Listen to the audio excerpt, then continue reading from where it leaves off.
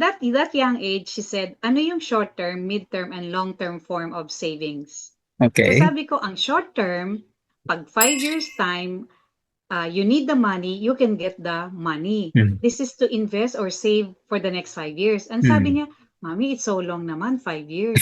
Hindi mo mapapansin. It will, hindi mo siya mapapansin, nandyan na yan. Mm. Alam mo, yung hindi ka na, magugulat ka. Ang bilis ng panahon. Mm. And then, mid-term, meaning 10 years. Pag sinabing long term, 20 years.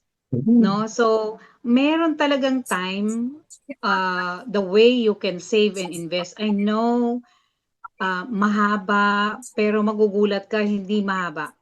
Kasi like, I've been here for 20 years and a lot of Mm. my clients who started with me 5 years, mamaya 10 years na, mamaya 15 years na, nag 20 years na, nagmamature na yung policy nila, and Mm. it's so amazing, nakakatuwa. I still see them, I talk to them.